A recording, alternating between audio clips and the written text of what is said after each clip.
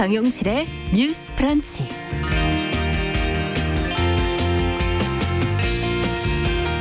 안녕하십니까, 정용실입니다. 이천 물류창고 공사 현장 화재 관련 소식이 어제 오늘 내내 보도가 되고 있습니다. 위험한 공사 현장에서 일해야 했던 사상자들의 딱한 사정도 지금 하나하나 전해지고 있는데요. 이 중에 대다수는 전기, 도장, 설비 등을 맡은 각각 업체에 또 고용이 된 일용직이었다는 점이 더욱 가슴 아픕니다. 자, 이 시대의 노동자들 가운데 가장 높은 계급이 원격 근무가 가능한 사람들이다라는 말이 있죠. 이들은 감염병, 각종 재해, 임금 삭감으로부터 보호받으면서 일할 수 있기 때문인데요. 반면에 원격 근무가 불가능한 많은 노동자들은 어떤가요? 이들은 감염병 사태 속에서도 또 물리적 위험이 도사리는 현장에서도 늘 건강과 목숨을 담보로 일을 하고 있습니다. 경영위기나 재난 상황에서는 가장 먼저 일자리를 또 잃기도 하지요. 자, 오늘이 노동절인데요. 공식 명칭은 근로자의 날입니다. 법적 근로자의 자격조차 얻지 못한 채 밀려나고 보호받지 못하는 노동자들의 빈자리가 어쩐지 더 크게 다가오는 날이네요. 5월 1일 금요일 정용실의 뉴스 브런치 시작하겠습니다.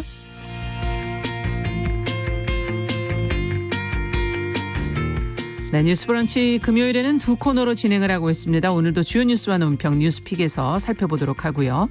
또 금요일에는 다양한 분야에서 활약하는 여성을 만나보는 시간 초대석 준비하고 있습니다. 오늘은 메이저리그를 비롯한 다양한 현장을 찾아가서 선수들을 인터뷰하면서 자기만의 영역을 구축한 이영미 스포츠 기자 만나보는 시간 준비하고 있습니다. 기대해 주시기 바랍니다. 오늘도 함께해 주시고요. 생방송 놓치신 분들 유튜브 팟캐스트 다시 듣기로도 많이 찾아와 주시기 바랍니다.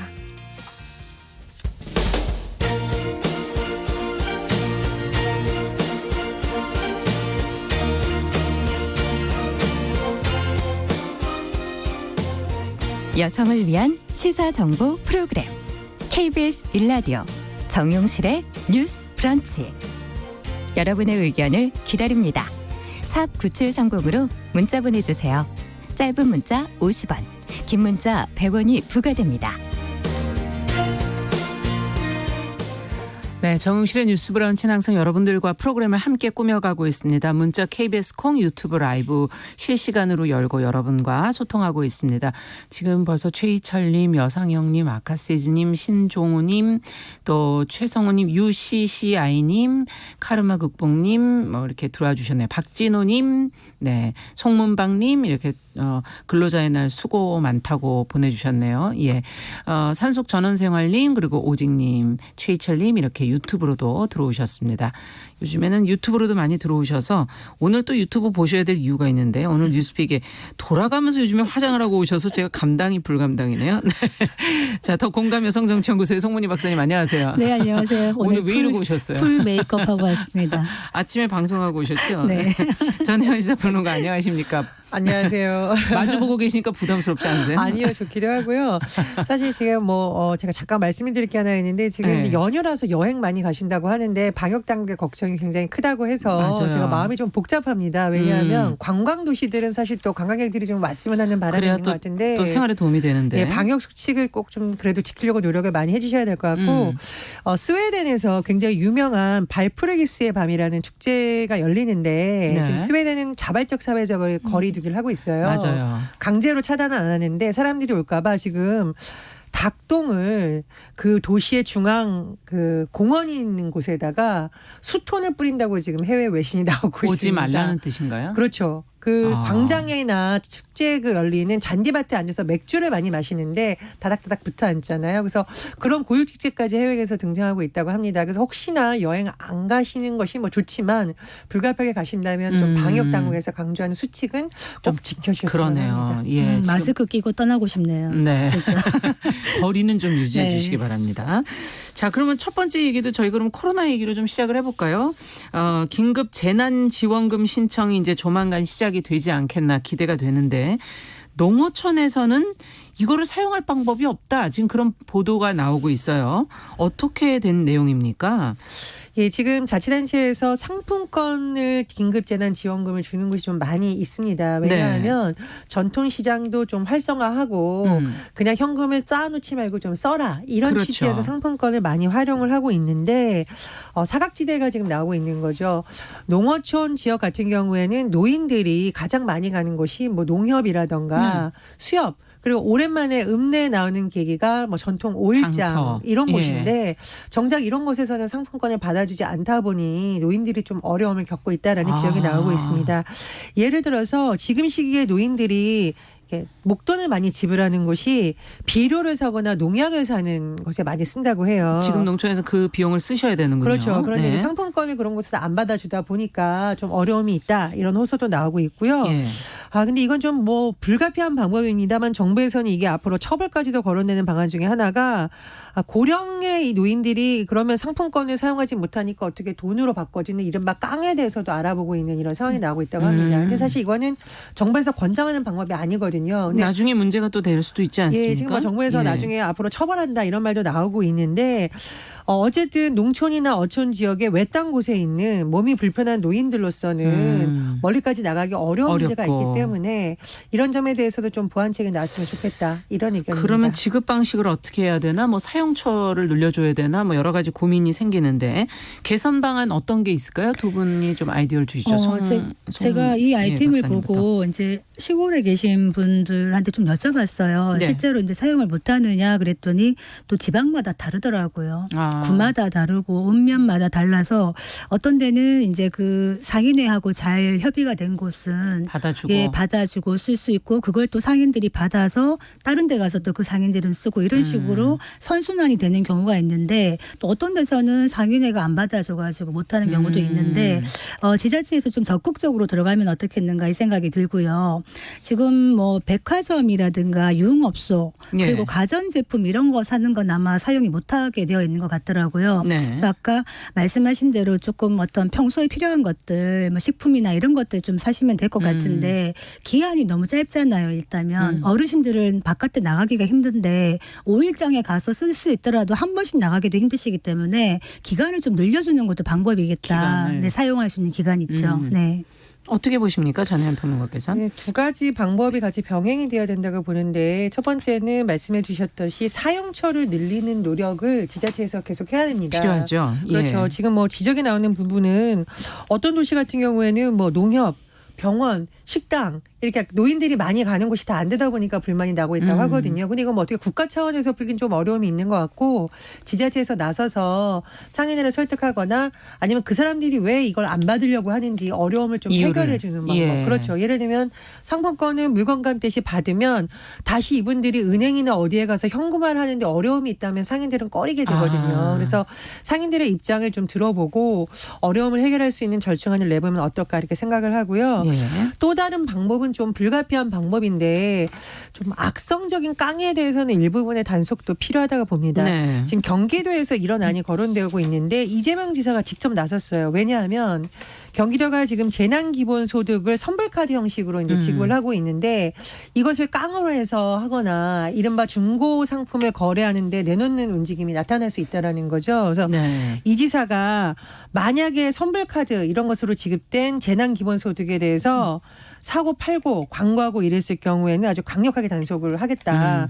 그리고 관련법에 따라서 처벌할 수도 있으니까 절대 하지 말라고 본인이 직접 밝히고 있습니다. 그래서 소비자 중심으로 사용처를 확대해주는 방안 또 불가피하게 이게 너무 불법적으로 거래되는 네. 것은 조금 차단하려는 일부분의 단속도 필요할 것으로 보입니다. 그러니까 이게 지금 그 깡 얘기하셨는데 깡이라는 게 불법 할인을 얘기하는 거잖아요. 네. 기존의 상품권 같은 거 공개적으로 이제 할인해서 현금화 하는 데가 많죠. 예. 그런데 이런 경우 재난 기본소득을 지역 화폐나 선불카드로 주는 거는 코로나19로 해서 굉장히 힘든 시기이기 때문에 이제 같이 살자 이런 식으로 세금으로 사실 가는 건데 네. 이거를 지출을 깡해가지고 현금으로 받는 건 일단 범죄 행위에 해당될 수 있기 때문에 처벌을 받을 수가 있습니다. 그래서 징역 3년까지도 받을 수 있기 때문에 예. 이거를 사고 팔고 하는 거를 광고하는 것도 지금 금지를 해야 된다. 그래서 어떻게 보면 정부와 국민 간의 신뢰를 저버리는 행위일 수가 있다. 실제로 현금을 안 주는 이유는 현금을 주면 쓸 것 같지만 쓰지 않고 그걸 저축한다거나 그럴 수도 빚을 있죠. 갚는 데 쓰기 때문에 네. 이렇게 하는 것이거든요. 국민들의 협조가 필요합니다. 네. 조금 보충 설명을 드려야겠는데요. 근데 이제 코로나19 대응 관련해서 국가 차원에서 전 국민에게 앞으로 긴급재난지원금이 5월 중 지급될 예정이잖아요. 예. 그런데 굉장한 취약계층 같은 경우에는 현금을 하겠다고 정부에서 이미 밝혔습니다. 혹시 네. 혼선이 있을까 말씀을 드리는데 생계급여, 기초연금, 장애인연금을 받는 270만 가구에 대해서는 정부에서는 현금을 지급한다는 지금 방침입니다. 그거를 올려주셨어요. 네. 김복경님께서 기초연금 대상자가 농촌에 많기 때문에 현금으로 지급받는 경우도 네. 꽤 많다 이런 의견을 주시기도 했습니다. 예. 그분들은 현금이 필요하시죠. 그렇죠. 사실. 예, 네. 착오가 없으시기를 바랍니다. 자, 저희가 이제 긴급 재난 지원금 내용을 좀 살펴봤고 다음은 총선 얘기로 좀 가보죠. 21대 총선 뭐 끝났지만 출마했던 여성 3명이 어제 한 자리에 모여서 소회를 밝혔는데 슬픈 선거를 치렀다 이런 소회를 밝혔다 그래요. 관련 내용을 전혜연 평론가께서 왜 그런지 이유를 좀 그 나온 내용부터 좀 한번 검토를 해 주시죠. 우리 일반적으로 생각하면 선거에서 당선되면 기쁘고 떨어졌으니까 슬프겠지 이렇게 생각하시는데 그게 아닙니다. 사실 아닌가요? 이번에 당선된 분도 참 힘든 선거였다라고 소회를 밝혔는데 이번 선거에서 출마했던 3분이 모여서 이번 선거에 대한 소회를 밝힌 것이 언론 보도에 나왔는데 참 읽다 보니까 가슴이 찡하더라고요. 네. 일단 당선된 분 네, 소감을 좀 들어보면 더불어시민당 소속으로 이번에 비례대표 출마를 해서 당선된 용해인 예. 전 기본소득당 대표가 밝힌 바에 따르면 정말 입에 담기 어려운 성희롱성 발언이 게시물로 뭐 나오거나 댓글로 본인을 공격한 댓글이 너무 많았다. 그래서 힘들다는 걸 밝혔었고 의정 활동을 그렇게 하면서 앞으로 왜 이런 일들을 밝히는지 좀 입법 활동을 하겠다. 문제 해결에 나서겠다라고 했는데 그러니까 이건 떨어졌다고 슬펐다는 게 아니죠. 이 과정이 참 힘들었다. 네. 이렇게 밝힌 거고요. 또 서울 은평을 후보로 출마했던 신민주 기본소득당 서울시당 상임위원장의 경우에는 우리도 한번 소개해 드렸는데 선거운동 중에 2차례나 선거 벽보가 훼손됐었다라고 예, 저희가 밝혔습니다. 보도해드렸었죠. 예, 그런데 모든 사람들이 다 훼손됐으면 뭐 여성 후보만을 겨냥한 것이라고 보기 어려운데 쭉 벽에 붙어 있는데 이 후보의 벽보만 자꾸 훼손됐다는 거죠. 그래서 이것이 일종의 여성 혐오 현상이 아니냐 이렇게 좀 우려하는 목소리가 나오고 있고요. 네. 또 여성의당 비례대표 1번으로 출마했던 이지원 공동대표 이건 정말 마음 아픈 사례입니다. 네. 선거 유세 첫날 홍대 입구역에서 유세를 돕던 자원봉사자가 누군가가 던진 돌에 맞았던 일이 있었습니다. 우리도 한번 이걸 언급을 했었는데 예. 이건 사실상 폭력입니다. 그래서 이런 걸 좀 차단해야 된다. 잘못하면 사람 죽죠. 그렇습니다. 예. 그리고 더군다나 선거 과정에서 이렇게 한 것은 명백한 불법이거든요. 그래서 이런 부분들에 대해서 좀 정치권 차원에서도 해결하는 움직임이 있어야 될 걸로 보이고요.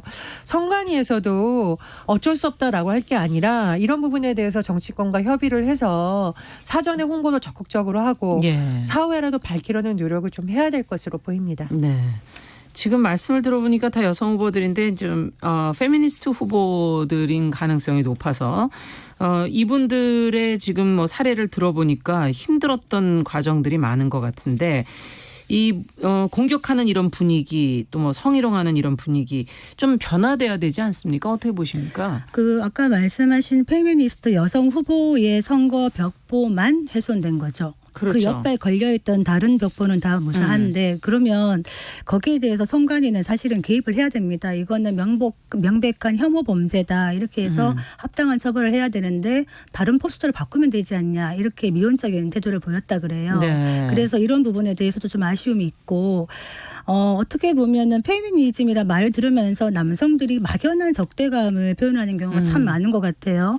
근데 왜 막연한가 하면은 페미니즘이나 여성의 권리가 신장되고 여성들이 많은 진출을 해서 국회에도 많이 들어가고 회사에도 많이 올라가고 하는 것들이 뭔가 우리의 자리를 뺏는 게 아닌가 이런 생각을 하면서 알 수 없는 두려움을 느낀다는 거예요. 네. 그래서 그런 것이 아니다라는 거를 같이 인식을 하고 이해를 시키고 같이 얘기해 줘야 된다.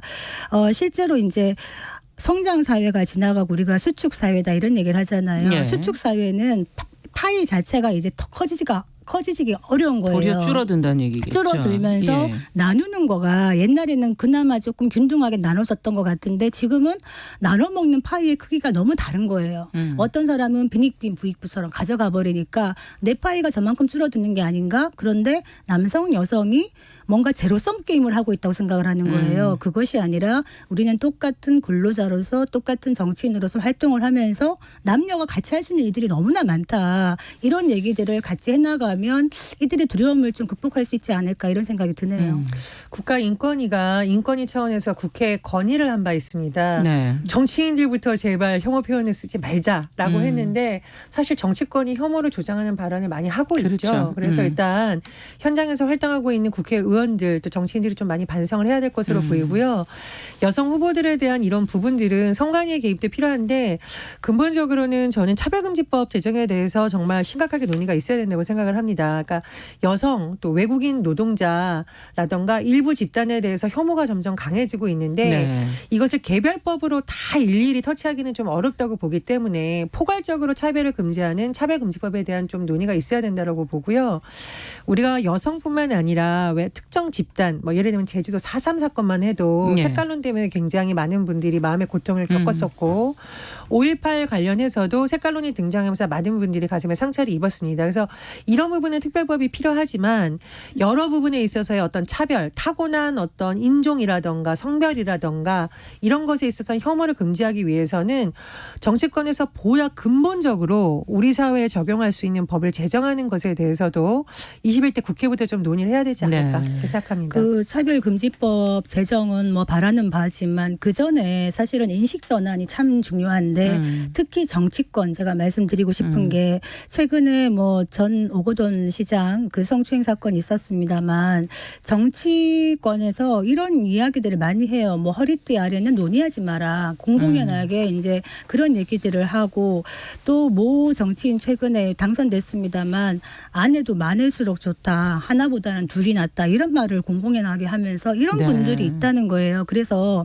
이런 문제가 생길 때 사실은 그 많은 여성 국회의원들 그리고 많은 여성 단체들 시민단체들 왜 조용한지 모르겠어요. 이런 경우는 당에 관계없이 나의 당에서 그런 일이 생겼든 상대방의 당이든 상관없이 사실은 여성들이 연대해서 힘찬 목소리를 내야 되는 시점에도 불구하고 여기조차 약간 당리당략적으로 하는 것 같아서 좀 씁쓸하다. 저는 그 말씀 드립니다. 많은 여성들이 침묵했다는 건 조금 오해의 소지가 있어 보충 설명을 드리면 부산 성폭력 센터 같은 경우에는 계속 입장을 냈습니다. 그러니까 네. 모든 여성들이 뭐 침묵한 것은 아니고요. 다만 같은 당에 있는 사람들도 같이 있으면 좋지 않았을까. 이렇게 조금 제가 보충 설명을 드리고 싶고요. 또 하나 제가 이제 개인적인 경험을 말씀을 드리자면 우리 사회가 그래도 조금 연세가 있는 여성들에 대해서는 그나마 여러 가지 힘든 일을 겪었다라는 부분이 있는데 30대, 40대 그러니까 상대적으로 젊은 여성들이 하는 것에 대해서는 더 좀 비판적으로 보는 시각이 있어요. 그렇죠. 제가 예전에 이제 어떤 기관의 대표로 일을 할 때 신년 할애라는 행사에 참석한 적이 있습니다. 그러니까 그 지역에 있는 뭐 기관장이라든가 한 자리에 모여서 그냥 떡국 한 그릇 먹고 지역 발전 어려운 이웃을 돕는데 힘을 모으자라는 자리였는데 제가 그 자리에 가다가 사실 쫓겨날 뻔한 적이 있어요. 왜냐하면 각 기관 대표들이 앉는 자리에 지정석이 있어서 제가 이제 안내를 받아 앉았는데 다른 기관의 비서로 오신 분이 저한테 와서 여기 기관장 앉는 자리니까 저 뒤에 가서 앉으라고. 그래서 왜 그러시죠? 제가 이 기관 대표입니다 했는데 이분이 본인은 여성이 기관 대표라고는 생각을 못했다. 미안하다라고 생각해서 제가 굉장히 사실 당황했습니다. 그러니까 이분 입장에서는 저는 당연히 그렇죠. 누군가를 수행하러 온 사람 중에 한 명이겠다 이렇게 생각을 한 거죠. 그래서 조금 젊은 여성들이 이제 많이 좀 진출하고 있는데 그런 부분에 대해서 편견을 조금 깨고 네. 뭐 수행을 하러 온 분일 수도 있고 같이 일하는 직원일 수도 있지만 어느 기관의 대표로서 여성이 올 수도 있다. 그렇죠. 이런 부분에 대한 편견 깨는 것도 많이 네. 필요하다고 봅니다. 인식과 제도가 같이 좀 변화해야 된다 이런 얘기를 좀 두 분이 해주셨습니다. 자, 정용실의 뉴스 브런치 더 공감 여성정치연구소의 송은희 박사, 전혜연 시사평론가와 함께 뉴스픽 진행하고 있는데요. 자, 지금 뭐 코로나19 이후가 많이 변화될 것이다라는 얘기가 계속 나오고 있고 이제 오늘부터 뭐 지금 드론법이 시행이 된다는 얘기도 지금 나오고 있는데요. 뭐가 달라지는 건지 드론법이라는 건 또 뭔지 좀 송 박사님께서 송은희 박사께서 좀 정리를 좀 해주시겠어요? 드론법 설명하기 전에 드론에 대해서 한번 말씀드릴까요? 네. 드론이 무슨 뜻인지 아실까요? 드론. 글쎄요. 드론이 날 때 보면 네. 윙윙 거리죠. 예. 그게 약간 숯벌들이 날 때 소리랑 비슷하다 그래가지고 수벌을 뜻하는 드론이라고 명명을 네. 하거든요. 그게 이제 크기에 비해서 좀 소리가 좀 크게 나요. 드론이. 그렇죠. 그러니까 제가 이제 좀 드론은 관심 있는 분야라서 오늘 좀 재미있게 말씀드릴 수가 있는 게 드론이 가격도 굉장히 천차만별인데 좀 비싼 드론을 한번 제가 이렇게 조정을 해본 적이 있습니다. 굉장히 떨면서요. 왜냐하면 떨어지면 그 값이. 그런데 문제는 네. 이 드론을 지금 배우고 있는 분들이 참 많아요. 지금 앞으로 미래의 먹거리라고 얘기를 하고 있거든요. 저희 방송계에서도 많이 쓰고 있죠. 네. 예. 그래서 이제 그 부분에 대해서 그럼에도 불구하고 지금 한국 같은 경우에는 법적인 규제나 이런 게 너무 많아서 드론이 육성되지 못하고 있다 이런 목소리가 많아서요. 예. 지금 이제 국토교통부가 주관을 하면서 드론법을 시행하게 된 겁니다. 네. 도심 속에서 이제 드론을 갖다가 띄우고 뭐 검사할 수 있고 이런 것들이 지금 많이 묶여 있다 보니까 네. 드론 관련 규제를 특례할 수 있는 그런 거를 만들겠고 연구개발도 지원하겠고 드론 전문 인력을 양성할 수 있는 규제 그런 완화를 근거를 하겠다는 건가요? 그렇습니다. 네. 도심에서도 날 수 있고 그런 것들을 만들겠다는 건데 6월 30일까지 이제 각 그 시장 군수 구청장을 중심으로 해가지고요 드론 특별 자유화 구역 지정 신청 공모를 합니다. 그러면 심사를 해가지고 이제 지정을 하면 그 구역이 이제 특별한 구역이 되는 것이라 드론 산업이 발전할 수 있는 그런 근거를 만드는 거죠. 네. 자, 그러면 활용 범위가 점점 넓어지지 않을까 하는 여러 가지 예상도 되고 근데 안전하게 좀 갈 수 있으면 좋겠다 하는 그런 생각도 들기도 하고 어떻게 활용이 돼야 된다고 보십니까? 두 분은. 저희 이제 강원도에서 실제로 봤던 사례인데요. 우리가 뭐 농약을 뿌리거나 이렇게 여러 가지 할 때 사람이 직접 하는데 한계가 있을 수도 있고 그쵸. 또 사람이 인체에 좀 유해할 수도 있잖아요. 맞아요. 그러니까 예. 드론을 띄워서 그렇게 일부분 많이 그런 활용하셨군요. 작업하는 그러니까 요즘 뭐 농업도 스마트 시대라고 하는데 그런 부분에 도입하는 사례가 실제로 진행이 되고 있고요. 최근 코로나19 상황에서 또 굉장히 의미 있는 일이 있었는데 강원도 홍천에서 이제 민간이 하는 드론 방재단이 있다고 합니다. 방재단. 그렇죠. 그래서 이분들이 최근에 자원봉사를 했는데 어린이집이나 유치원을 돌면서 드론 방역 봉사 활동을 하고 있다고 합니다. 그래서 이런 부분은 뭐 국가가 아니라 많은 시민들도 예. 지자체하고 사전에 얘기가 잘 되면 할 수 있는 아주 작은 단위에서 할 수 있는 의미 있는 거라고 보고요. 또 굉장히 재미있는 사례가 있는데 러시아에서는 지금 굉장히 멸종위기에 처한 북극곰을 관리할 때 또 드론을 활용하고 있다고 합니다. 북극곰을. 그렇습니다. 네. 북극곰에게 과학자들이 접근하기 어렵잖아요. 상시적으로. 그렇죠. 또 추운 지역이고 위험할 수 있고. 근데 지금 러시아에서 쓰고 있는 드론의 경우에는 북극곰들이 그렇게 인식을 하지 않을 정도로 소리도 작고 그러다 보니 자연스럽게 촬영을 해서 개체수가 어떻게 되고 있는지 안전하게 관리하고 있는지 이렇게 되고 있다고 합니다. 그래서 뭐 멸종동물 위기라든가 네. 또는 아까 말씀드렸듯이 어떤 특수한 위험 상황에서 인명의 피해가 가지 않는 활동을 할 수 있는 거 그런 부분에서의 가능성이 크다고 봅니다. 그러니까 이제 앞으로 한 10년 안에 아마 어떤 모습을 볼 수 있느냐 하면 예. 드론으로 택배를 나르는 거는 뭐 한 5년 안에도 거의 올 것 같고요. 드론 택시. 택시. 예. 예. 그러니까 우리가 탈 수 있습니다. 그러니까 이제 지금 자율주행 얘기하는데 도로에서의 자율주행 말고 하늘에서 드론 택시가 떠다니는 거예요. 그래서 거기도 밀릴 것 같은데요. 10년 안에 아마 탈 수 있을 것 같은데 네. 밀리든 말든 한번 타보고 싶은데요. 네. 근데 문제는 뭐냐 하면 지금 이 드론이 많은 이점을 가지고 있고 많은 활용의 여지가 있는데 또 좀 잘못 활용될 수가 있는 부분이 있어요. 어떻게 하면. 예. 만약에 도심에 떠가지고 곳곳에 드론이 떠 있어요. 예. 그게 곳곳에 이제 감시망이 떠 있다고 볼 수도 있는 거예요. 아. 거기서 만약에 지금 현재로는 촬영 허가를 받으면은 다 촬영을 할 수 있단 말이에요. 지금은 규제가 많이 되어 있지만은 그러면 촬영하고 나서 무슨 촬영을 했는지 검사할 수는 없어요. 그렇군요. 그러면 개인의 사생활이라든가 뭐 개인 정보라든가 이런 것들이 노출될 수 있기 어디서 때문에 무엇을 하고 있는지. 그런 부분에 대한 법적인 규제가 좀 필요하고요. 얼마 전에 왜 사우디아라비아의 정유 시설을 드론으로 폭격해가지고 네. 큰 일이 있었죠. 맞아요. 그래서 드론 테러에 대한 또 위험성도 증가하고 있어서 있어요. 지금 각국에서 이런 드론을 잡는 안티 드론을 개발하는 것이 굉장히 활발해요. 그래서 드론을 잡는. 네. 그래서 이제 드론은 신호로 움직이기 때문에 이 드론을 잡기 위해서 만약에 위성 신호를 교란시키면은 다른 비행기 떠 있던 비행기들까지 교란될 수 있기 때문에 그것도 그것이 위험하네요. 아니라 그 드론에 딱 적합한 안티 드론을 만드는 거죠. 그런 것들이 무궁무진하게 발전이 되고 있는데 문제는 지금 어떤 취미용 드론의 한 80%를 중국이 선점하고 있어요. 네, 많이 지금 지원을 하고 있죠. 정부 왜냐하면 측에서. 중국은 벌써 규제 풀이를 해가지고 육성하고 해가지고 거의 선점하고 있는데 다행히 상업용은 한국이 들어갈 수 있는 여지가 많고 2026년 정도 되면은 드론으로 벌어들일 수 있는 그 시장 수익이. 규모가 한 90조가 넘는다고 해요. 거기를 우리가 좀 들어가면 좋겠다 이 생각이 듭니다. 네. 자, 오늘 얘기는 여기까지 듣도록 하겠습니다. 이번 한 주도 두 분 수고하셨습니다. 뉴스픽 전혜연 평론가 또 더 공감 여성정치연구소 송문희 박사 두 분과 함께 꾸며봤습니다. 감사합니다. 감사합니다.